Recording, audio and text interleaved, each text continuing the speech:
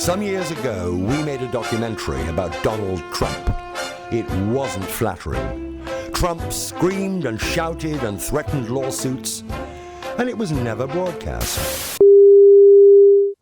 But now we think it's time for you to see it, because the new Trump and the old Trump are the same Trump.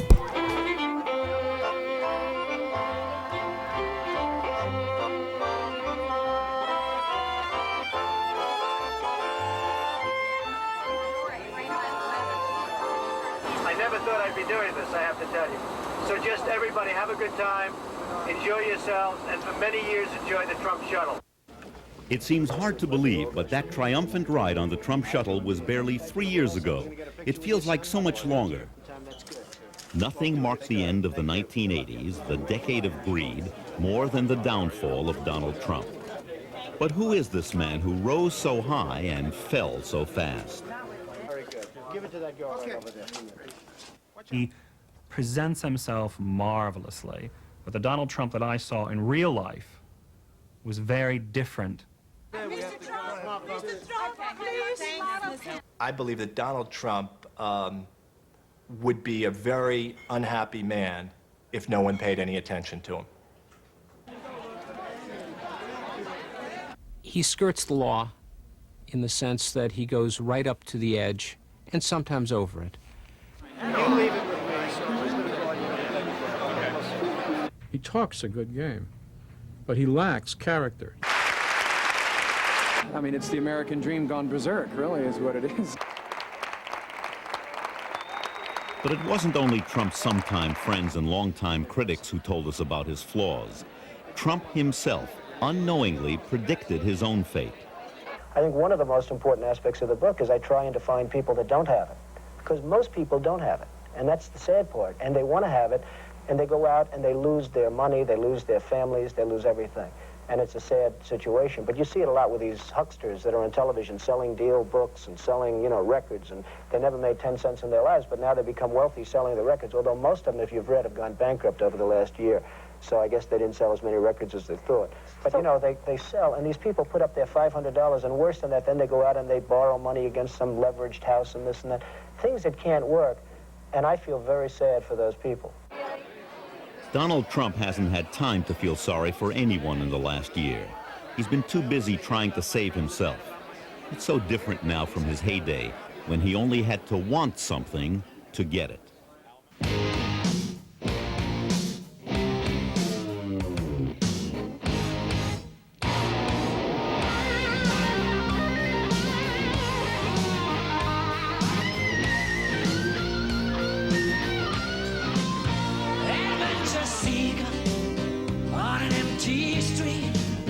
Just an alley creeper, light on his feet.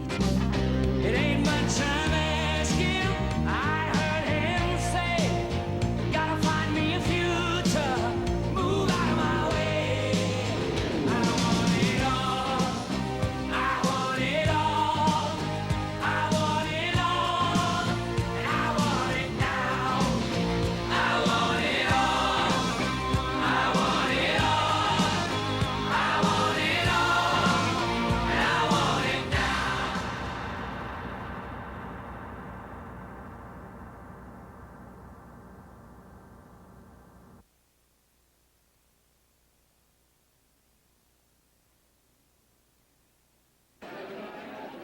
It is easy to see that Trump is in trouble now. His ego is bruised, his empire reeling. But to find out why, you must turn back the clock to look for the clues. We begin our story in the fall of 1988, with Donald Trump at the top of his game. Here he is at a political dinner honoring Andrew Stein, president of the New York City Council. Trump is a hustler. If a big guy, a rich guy, puts his arm around a politician, often that's better than money, because the politicians are in love with anybody who has money. Trump puts more than his arm around politicians. He's a frequent and generous campaign contributor to the council president.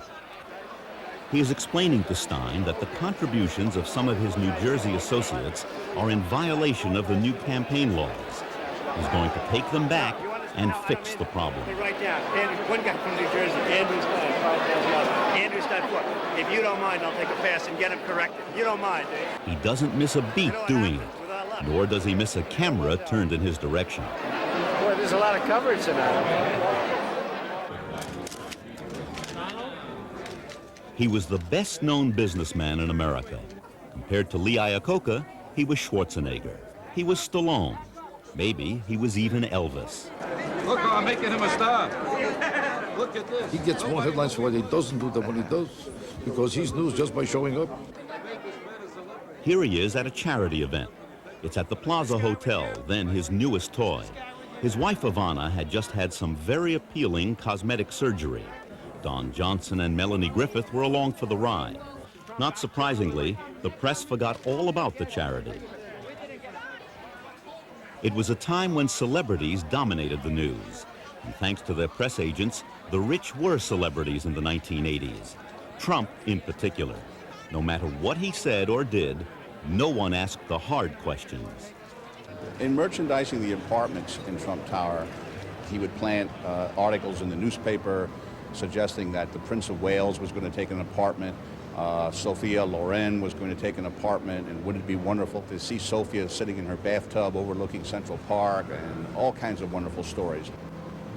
It's a 58-story building, although if you ask Mr. Trump how tall it is, it's actually 68. He skipped 10 floors in the numbering system because it's much more exciting to live on the 55th floor than it is on the 45th floor. It drove the fire department absolutely crazy because they lost 10 floors in the building that they couldn't find. This is salesmanship, and Trump knows how to do it better than anybody. It's, as you and I were discussing, it's become the #1 attraction in New York, the Trump Tower. The best hotel casino anywhere in the world. The biggest gross in the history of the gaming business. Said to be the greatest yacht in the world. The finest transportation operation anywhere in this country. The largest building privately financed ever built in the world. The biggest selling book, or one of them, of the decade. The best apartments in the world. This has really turned out to be almost mystical. It's been great. No area of the news was immune from the Trump hype. When Gorbachev came to New York for a summit in 1988, Trump saw a chance for a PR bonanza.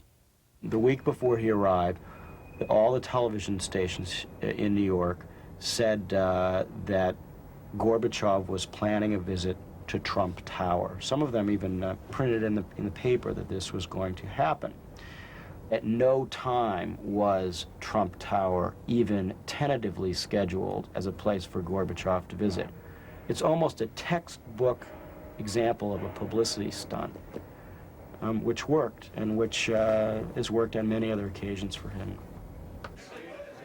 Trump also considered himself immune from criticism, even by a Pulitzer Prize-winning architectural critic. I mean, you have an idiot like Paul Goldberger, who has probably the worst taste I've ever seen. Anytime he gives a good... I get scared when he gives me a good review. Because most of the time when he gets good reviews, they're not successful buildings. But you have a guy like Paul Goldberger who comes in, he's going to fight this job. Why? Because I said bad things about him in my book? Because I said he suffers from a lack of taste? Which he does. Just take a look at the way he dresses. Trump is possibly the only developer who has sued an architecture critic for a bad review. It was Paul Gapp, the critic of the Chicago Tribune. It was a nuisance lawsuit. It was done just to harass Paul Gapp and the Chicago Tribune. Ultimately, it went nowhere, which is where it deserved to go. By this time, it seemed Trump could say almost anything about almost anybody. Do you mind if I sit back a little bit? Because your breath is very bad. It really is. Has this ever been told to you before? No. Huh? Okay, then I won't bother. No, actually, that's how you get the edge. Who cared about Trump's abrasive behavior? Everybody loved his toys. For me, a fantasy fulfilled, to leave Donald Trump, the money mogul with the Midas touch, asking, who's been sitting in my chair? Who's been drinking my champagne? And who's been sleeping in my bed? Why, that little old Channel 10 news reporter me. That's who, Sheila Ellen Stevens. What did you do with it? No matter what happened then, everybody remembered one thing Donald Trump had done. Donald, you performed a great public service. That was on November 13th, 1986, when Trump completed the reconstruction of the public ice skating rink in New York Central Park. For 5 years, the rink had been closed as the city spent $12 million trying to fix it. Then Donald Trump stepped in. He said he'd fix it fast and on budget, and he did. People even thought he'd done it for nothing. I think it was a level of competence, and we drive and we push and we get things done. Trump got paid in full. Some of his contractors didn't. And that's a story that didn't get told. I want you to work, he says, but there's one caveat, and that is that the work has to be pro bono. And I said, well, pro bono, I mean, my goodness, I'm Italian-American. Bono has to be Italian. I'll go for it. Well, little did I know that pro bono meant for free for the public good, but in reality, what he was asking us to do was to supply the services for the rink and to dispense with any profits or expenses. Back then, Donald Trump was no ordinary rich man. He was the people's billionaire. You like it? You like it?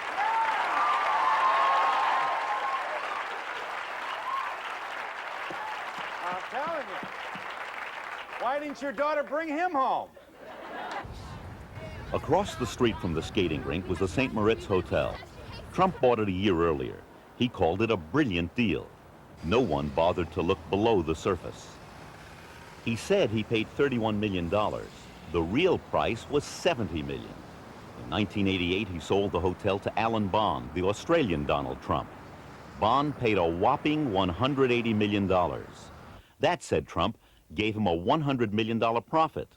Conveniently, he forgot to subtract his costs. So, conveniently, did the press. When Trump bought stock, the financial press listened, and the financial press wrote, and people read, and people bought. And Trump sold, and Trump made money.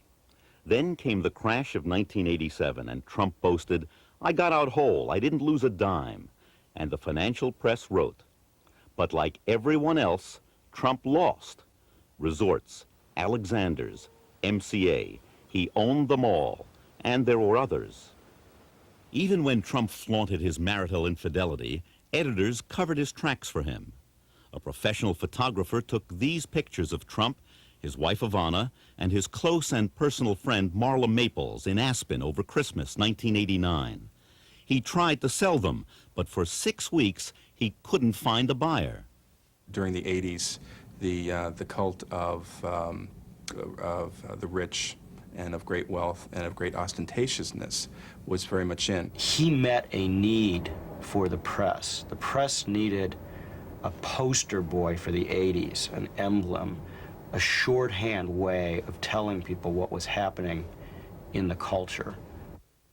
But as the new decade began, the poster boy of the 80s woke up to find himself on the media's 10 most wanted list. Although no one had raced to be first with the story of the Trump divorce, there was an Olympic-sized competition not to be last.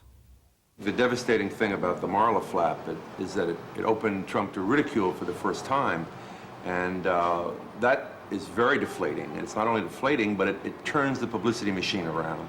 All the lovable quirks on the way up look very foolish, if not stupid, on the way down. And it's going to be it's very hard for him to come back from this kind of ridicule. Overnight, it seems, America turned from a fascination with what Trump has to what he could lose. Do you wish we'd all go away? Absolutely. In the old days, that is just a few months earlier, Trump had the power to dismiss the press, to make reporters accept his claims as facts. Now the press wouldn't go away, and though the stories were about numbers, it was easy to see the numbers were working against him. Look at this chart, which is based on a report from the New Jersey Casino Control Commission. By the middle of 1990, only 3 of Trump's 22 assets were profitable. Trump wasn't rich. His net worth was minus $294 million at the present market value. He owed one bank alone $993 million, only slightly less than the bank had loaned to the entire country of Venezuela. There's nothing the press loves more than bringing down the person it built up yesterday. Once he had been on the cover of Time. When his new book came out, it was reviewed on the back page. And the review was scathing. Inside every fat ego it starts, there must be a thin, self-revealing book struggling to get out. The review didn't spare his wife either. Was Ivana's plastic surgeon under the impression that she was entering the witness protection program, it asked? But the press alone couldn't slay the media monster it had created. For a moment, the book shot to the top of the bestseller list before disappearing like Judge Crater.